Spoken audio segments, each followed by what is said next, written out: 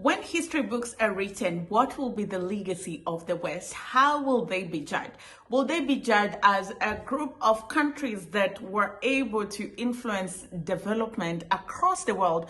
Or will they be judged as warmongers that benefited from war, from selling war at night and preaching peace during the day? Well, nobody appointed the West as the big brother who should enforce discipline, yet when the night falls, they are the indisciplined lords. This is the 20th anniversary of an entirely illegal invasion of a sovereign member of the United Nations, which threatened no other member of the United Nations, in defiance of the Charter of the United Nations, in defiance of international law, in which millions of people were either killed or maimed or displaced, dispersed as refugees,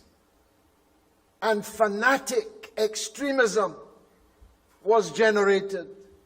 Al-Qaeda, ISIS, and the alphabet soup of fanatic extremism cascaded all over the world. These are the achievements of the people who tell us they are exceptional. Hello there, hi, how are you doing? Welcome again to another session of our conversations. My name is Ondiro Oganga. I am a business journalist by profession and also a digital content creator, and I make content around Africa, Africans, Black people, and how we can rise up and take our rightful place at the global stage.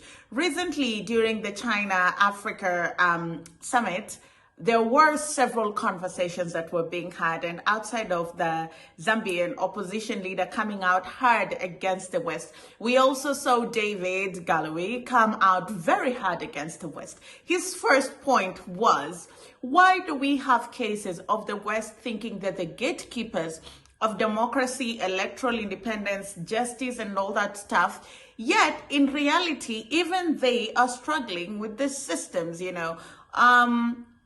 It's only the West where a country will do their elections and the West will be like, oh, that was not a democratic election. Or you put your leader in office and they decide, oh, we don't like this guy, we're not going to work with them. In any circumstance that there's a vacuum, either by default or design, the West will always assume it is their God-given responsibility to rise up and take up space, but not as a fair, objective, and just leader, but as a bully. President Xi Jinping said, no system of governance is universal. No civilization is superior to another, and no one country can dictate to the world.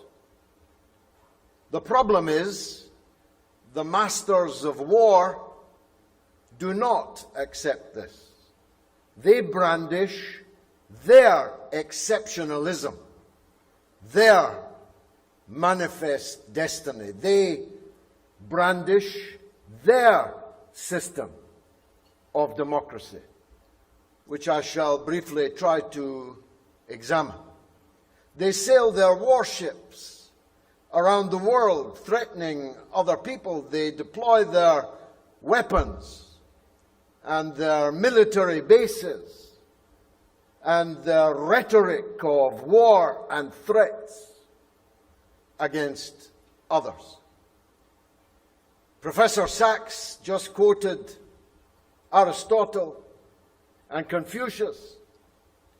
Let me refer to the blessed Saint Augustine in his wonderful book, City of God, in which he describes an encounter on the high seas between Alexander the Great and a pirate ship. Ordering the pirate ship to halt, Alexander demands, "How dare you terrorize the waters as a thief?" And the pirate captain, who must have been very bold, answers Alexander, How dare you terrorize the whole world, calling yourself an emperor and calling other men as you please? Isn't that the world we're living in right now? The saddest and funny and most ironical part about the cold-heartedness of the West and how they operate is that it's always profit before people. And unfortunately, Africa gets to bear the brunt of this insatiable greed by the West, but also people in Western countries are beginning to suffer. I'll give you a practical example. Multinationals are doing Africa dirty, and even governments getting into very one-sided deals with Africans, and that means that the trickle-down effect to African economies and by extension Africans is very little. If you think that that is where it stops, you're wrong. The same injustice happens at home, and they do not honestly care about their people. You know, there's poverty globally perpetuated by the West, facilitated, funded, and enabled by the West, but there's also the same poverty at home, a product of design. It's their own fault. It's their own doing. And so when I see Western powers come out and they sort of have this all-knowing attitude, it always baffles me because, okay, you want to say something about the poverty in Africa, the homelessness, the poor state of healthcare. Look in your backyard. Just look in your backyard. The same, if not worse, is happening. Let's take a practical example, homelessness. Many people who struggle with poor housing in Africa, it's in urban areas, but in their rural homes, they have homes. They just go to urban areas to look for employment. In America, if you're homeless, you have nowhere else to go. That is it. You're out in the streets, in a tent, you're living there. Why? A product of their own design. Are we eating in our Western democracy?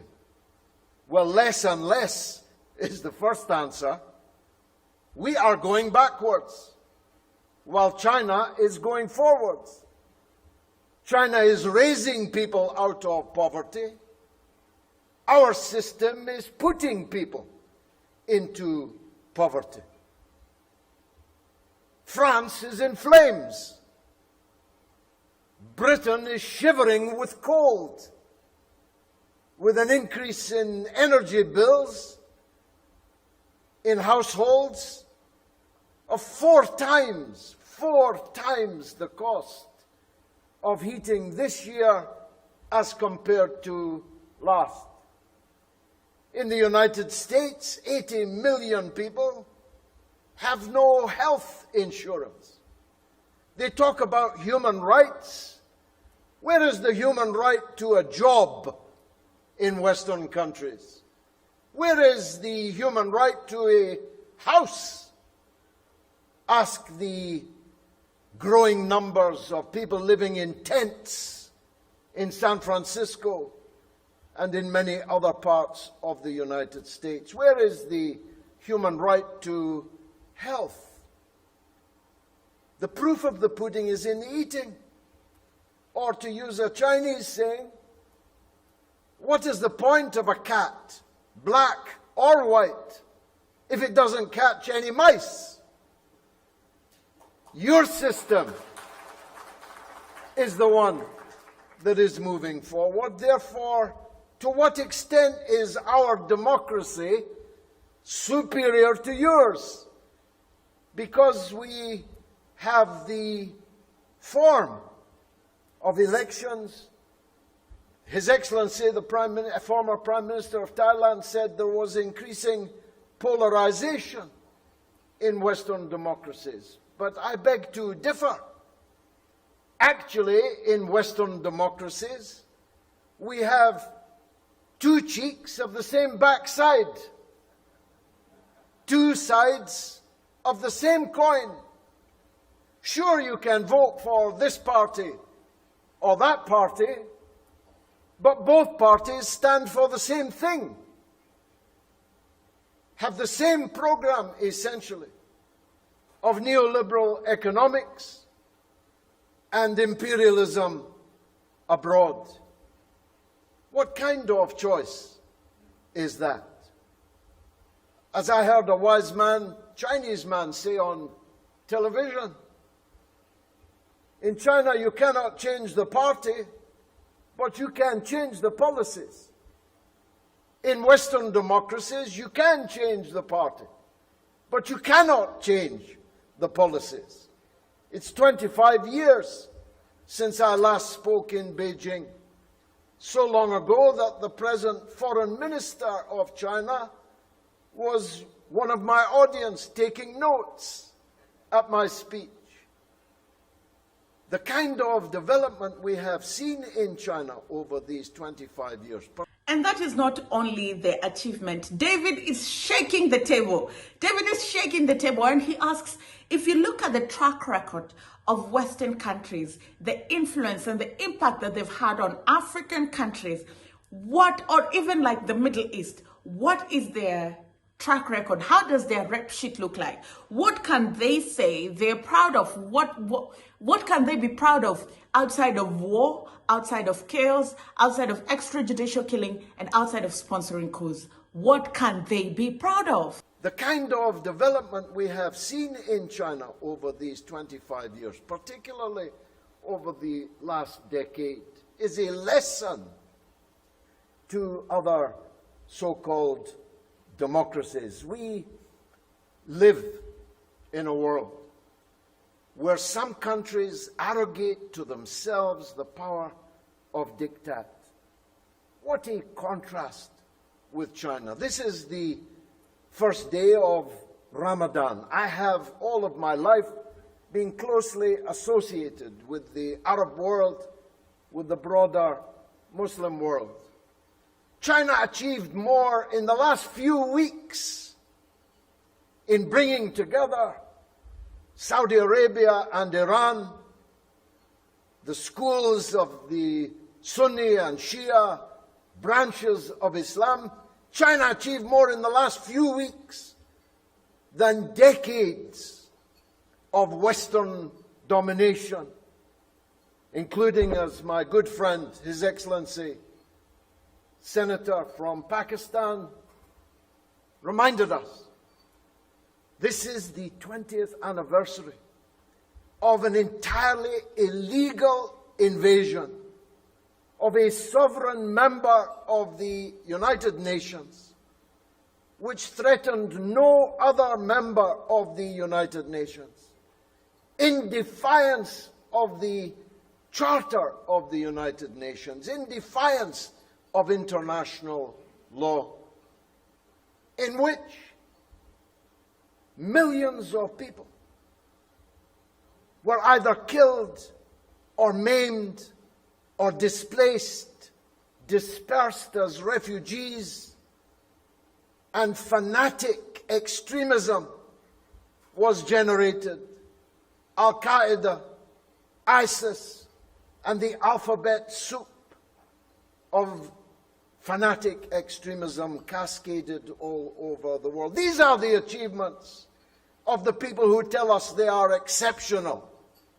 These are the achievements of the people who tell us it's their way or the highway. Well, I think I speak for a growing number of people who do not yet know, and we must work to tell them what whole process democracy, whole process people's democracy means. They don't yet know that, but they do know their own democracy isn't working because it isn't producing anything for them, and it is sowing not just disharmony, but hatred, violence, bloodshed, and war around the world. Our friend in the best of all these good speeches that have been made today from Zambia made this point so powerfully. Those who have been identified with the gravest injustices lecture the rest of us on justice. They tell us about a rules-based order which they invented, which means their rules, which they order us to obey. That period is coming so quickly to an end. Yes, changes are underway that haven't been seen for 100 years. Yes, there are decades when nothing happens, but there are weeks when decades happen. We have just witnessed one of those weeks, and may we experience much more of it. I'll see you again next time, same place. And remember to like this video, share with a friend, and drop down a comment below. I'll see you again next time.